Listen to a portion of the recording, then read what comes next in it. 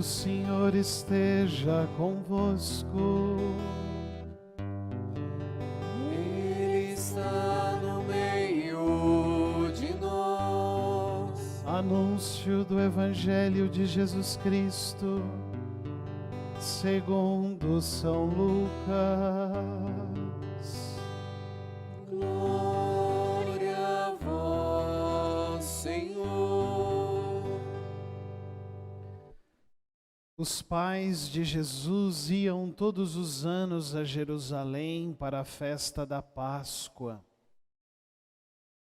Quando Jesus completou 12 anos, subiram para a festa como de costume.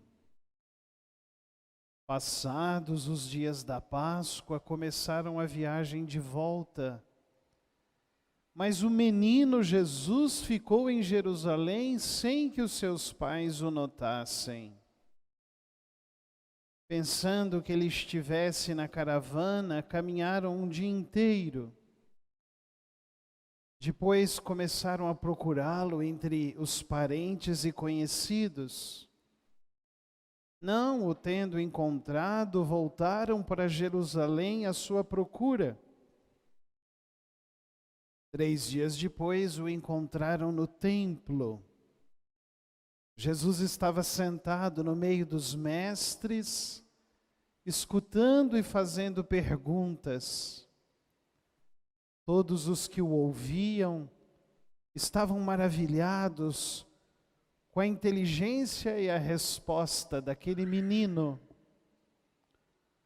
Ao vê-lo, seus pais ficaram muito admirados e sua mãe lhe disse: "Meu filho, por que agiste assim conosco? Olha que teu pai e eu estávamos angustiados à tua procura." Jesus respondeu: "Por que me procuráveis? Não sabeis que devo estar na casa de meu pai?" José e Maria, porém, não compreenderam as palavras que Jesus dissera.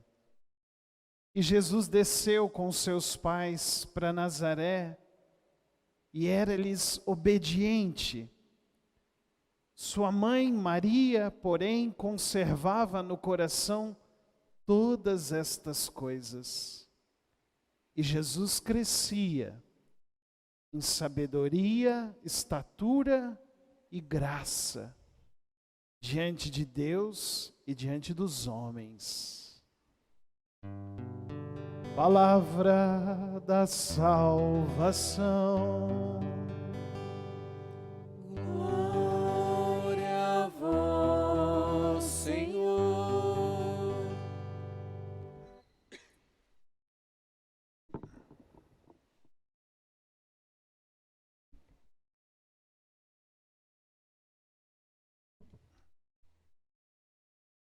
Família é uma invenção de Deus.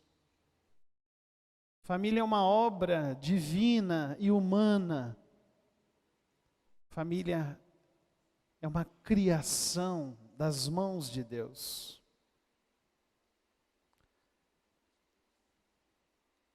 Na eternidade, a Santíssima Trindade vivia como família e vive como família. Mas Deus, até Ele quis ter uma família humana como a nossa. E quando chegou a plenitude dos tempos, quando Deus quis se encarnar, a via que Deus escolheu foi uma família. E sabemos que a própria família de Jesus teve dificuldades, desencontros, mas foi uma família que se sustentou pela fé. E ter fé muitas vezes é caminhar na insegurança humana, na escuridão, mas saber que Deus não falha, que Deus sustenta. Nós acreditamos que a família é o santuário que protege a vida, é o porto seguro, que a família ela garante o futuro da humanidade. Nenhum de nós tem uma família perfeita e nunca vai ter. Mas nós precisamos aceitar a família que temos, encarar a família que temos, amar a família que temos, fazer o bem para essa família e não ter inveja de nenhuma outra família. Ficar com a sua, enxergar as coisas boas que existem na sua e caminhar bem neste mundo com a sua família. Hoje, na segunda leitura, Paulo escreveu à igreja de Colossa e ele deu, assim, algumas recomendações que tantas vezes faltam para a nossa vida pessoal, falta na vida conjugal, falta na vida familiar. Ele disse que nós devemos rezar sempre, fazer súplicas, cantar a Deus, ou seja, ter espiritualidade. Porque quem não tem espiritualidade seca, fica árido. E ele disse que o amor é o vínculo da perfeição. Com amor tudo vai para frente, sem amor tudo desmorona. E ele fez uma lista, repito, de virtudes que devem existir na minha vida pessoal, na sua vida conjugal, na nossa vida familiar. Eu penso que a gente poderia até repetir, porque quando a gente diz em voz alta, a mente absorve melhor. Então ele diz assim: irmãos, revesti-vos de misericórdia, todos, misericórdia. Bondade, humildade, mansidão, paciência. E olha agora, quando vocês tiverem queixa uns contra o outro, perdoem-se mutuamente. Assim como Deus não cansa de perdoar vocês, não se cansem de perdoar ninguém. Queixa um com o outro a gente sempre tem e sempre terá. Mas a cura para a gente seguir em frente é o perdão. Como faltam essas virtudes nas nossas casas, nos nossos lares, nas nossas famílias. Ah, se investíssemos mais na misericórdia, na bondade, na mansidão, no perdão, na paciência, nós seríamos tão mais felizes.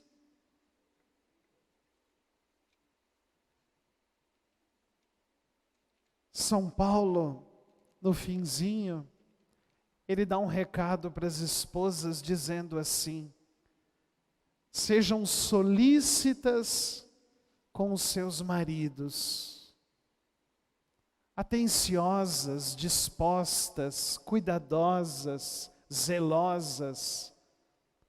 Protege o marido que você tem, cuida do marido que você tem, zela por ele. E diz para os maridos: amai vossas esposas, e não sejais grosseiros com elas. Lugar de cavalo é no curral, no estábulo, não dentro de casa. Marido beija, abraça, faz carinho e não dá patada. Marido que humilha a esposa comete pecado mortal. Marido que violenta e bate em esposa comete um pecado que brada aos céus.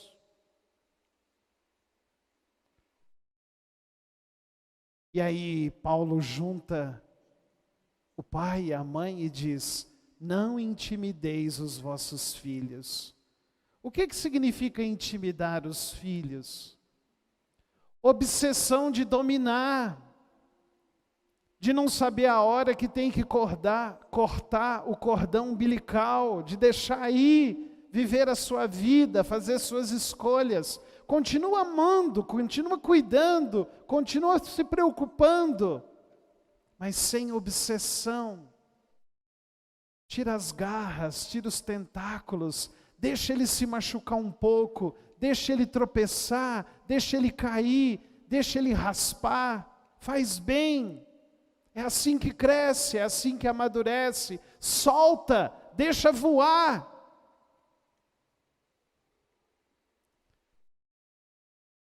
Mas olhando a primeira leitura de Eclesiástico, a gente encontra um dos mandamentos da lei de Deus: honrar pai e mãe. Eu já disse isso para vocês dezenas de vezes e vou repetir agora. Dos 10 mandamentos da lei de Deus, só existe um que vem acompanhado de promessa. É o mandamento de honrar pai e mãe. Deus é tão ciumento que os filhos honrem pai e mãe, que Deus promete recompensa se você fizer isso. E diz aqui a palavra: quem honra seu pai alcança o perdão dos seus pecados. Quem respeita sua mãe ajunta tesouros. Quem honra seu pai terá alegria com seus próprios filhos. Quem cuida dos seus pais será atendido toda vez que orar. Quem respeita seus pais terá vida longa. Quem ampara os seus pais na velhice sem causar desgosto, até mesmo quando eles estão perdendo a lucidez, será sempre abençoado em tudo o que faz. E a caridade feita para um pai e para uma mãe nunca será esquecido por Deus. Que maravilha! Hã? Isso aqui não é palavra de homem, é palavra de Deus. Quantas vezes eu já encontrei pessoas que perguntam assim: eu não sei por que eu sou tão feliz, por que as coisas dão tão certo na minha vida, por que prospera, por que eu tenho tanta bênção? E aí nessa hora a gente vê que tipo de filho que essa pessoa foi e tem sido. Está aí a resposta. Mas eu também já encontrei muita gente que não consegue ser feliz e não adianta. Enquanto viver vai sofrer. Sabe por quê? Porque nunca honrou pai e mãe. Infelizmente eu tenho que pregar isso. A caridade feita para os pais nunca será esquecida. Mas o desgosto feito aos pais também nunca será esquecido. E aí nós concluímos a meditação com o Evangelho, para dizer o quanto é normal os desencontros e as angústias nas nossas famílias. Hoje a gente tem aqui o episódio de um desencontro e de uma angústia na família de Jesus. José e Maria, eles esquecem, eles perdem o menino Jesus. Há um desencontro, há uma falta de comunicação, como existe muitas vezes nas nossas casas e nas nossas famílias.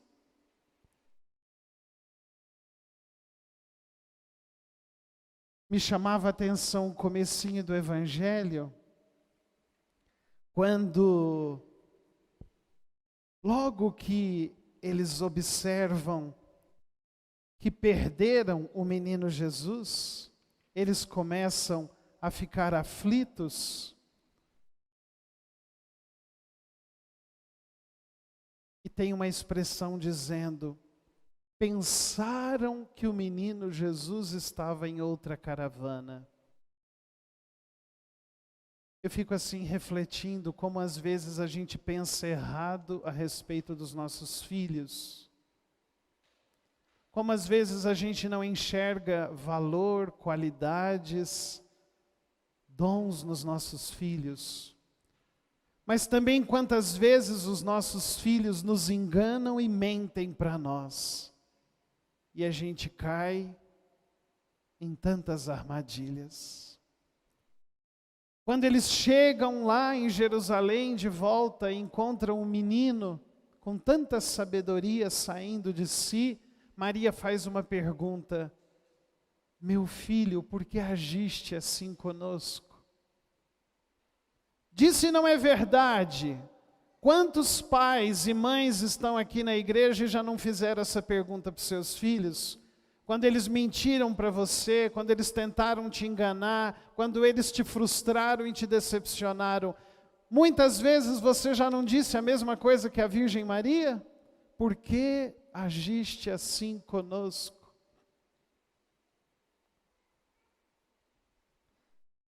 O menino deu uma resposta que eles não entenderam. E nós também não entendemos muita coisa.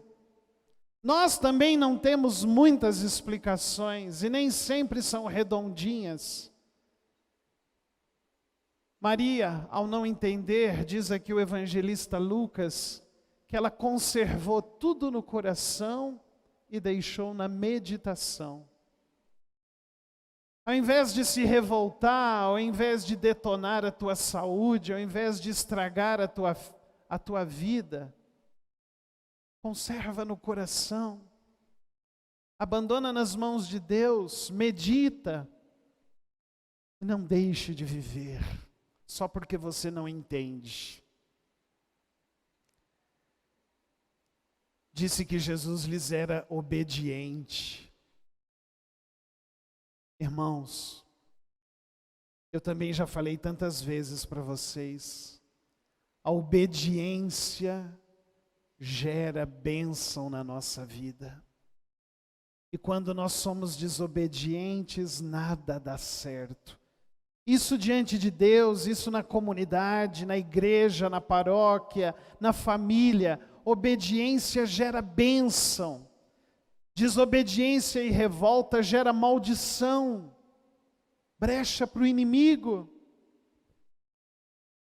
E Jesus crescia em estatura, sabedoria e graça. O jeito que todos nós deveríamos crescer. Estatura, graça e sabedoria. O ruim é que muitas vezes a gente vai crescendo só em tamanho, né? E para de crescer na sabedoria e na graça. E sabedoria e graça nós deveríamos crescer até o último dia da nossa vida. É só a gente insistir e perseverar no caminho de discípulos do Divino Mestre Jesus. Mas que todos nós, independente da família que temos, do tamanho da família que temos e do tipo de família que nós somos, que se cumpra em nós a resposta do Salmo de hoje. Felizes os que temem o Senhor. Quem teme a Deus é feliz. E o que significa temer a Deus? Respeitar Deus. Levar Deus em consideração. Ponderar Deus em tudo. Isso é temer a Deus. Quem faz isso é feliz. Que possamos temer a Deus e ser feliz nesta vida e na vida que há de vir. Amém.